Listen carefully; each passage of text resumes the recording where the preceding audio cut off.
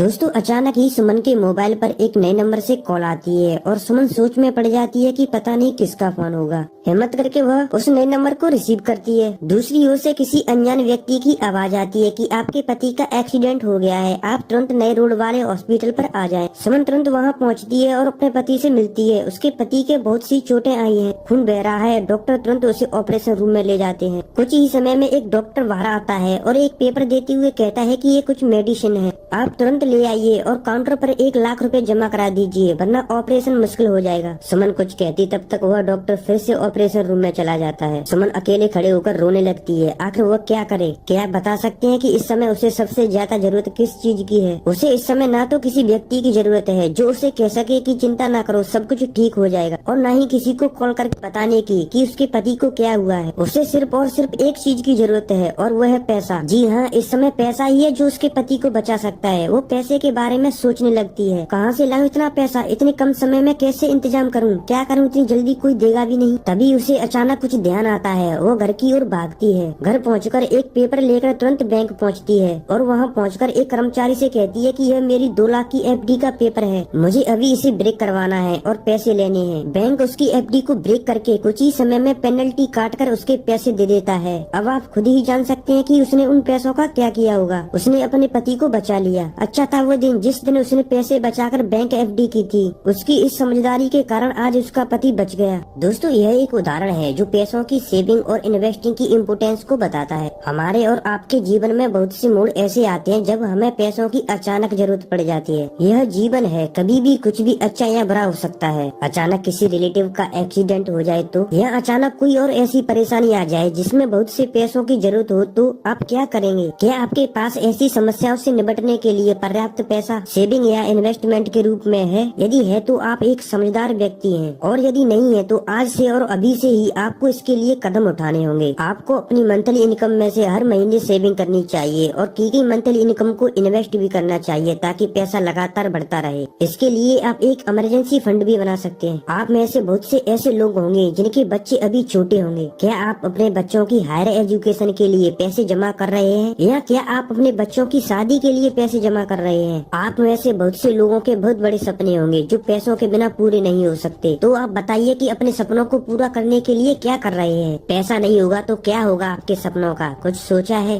आप में से अधिकतर लोग यंग हैं, जितना चाहो कमाओ और जितना चाहो उड़ाओ, लेकिन क्या आपने अपने बुढ़ापे के लिए कुछ सोच कर रखा है? जब आप बूढ़े हो जाएंगे, शरीर पूरी तरह साथ नहीं देगा, तो जरूरत के लिए पैसे कहाँ से आएंगे? अगर आप यह सोच रहे हैं कि अभी तो बुढ़ापा बहुत दूर है, तो गलती कर रहे हैं आप, क्योंकि जब आप बूढ़े होंगे तो आज के खर्च से कम 3 गुना आपका खर्च होगा, क्योंकि इन्फ्लेशन रेट उस समय आपके खर्चे को कम से कम 3 गुना बढ़ा कर देगा। कहाँ से लाओगे इतना पैसा? अरे आपको तो अपने बच्चों की शादी भी करनी है, और हाँ, वो नए घर और नई कार का आपने जो सपना देखा था उसका क्या होगा? ये सभी सपने कैसे पूरे होंगे? इन सभी का केवल और केवल एक ही उत्तर है कि आज से और अभी से मनी सेविंग और मनी इन्वेस्टमेंट की इम्पोर्टेंस को समझ लीजिए। ऐसा करने पर आप अपने जीवन में आई पैसों की इमरजेंसी का सामना भी आसानी से कर सकेंगे और अपने सपनों को भी आसानी से पूरा कर सकेंगे। तो आइए अब मैं आपको बताता हूँ कि मनी सेविंग और मनी इन्वेस्टमेंट के लिए आपको क्या करना चाहिए। सबसे पहले तो आप मनी अर्न करना स्टार्ट कर दीजिए, और यदि आप मंथली मनी अर्न कर रहे हैं तो इसके बढ़ाने के तरीकों को जानिए और अपनी अर्निंग को हमेशा बढ़ाते जाइए। साथ ही आपकी जितनी भी मंथली अर्निंग है उसमें से कम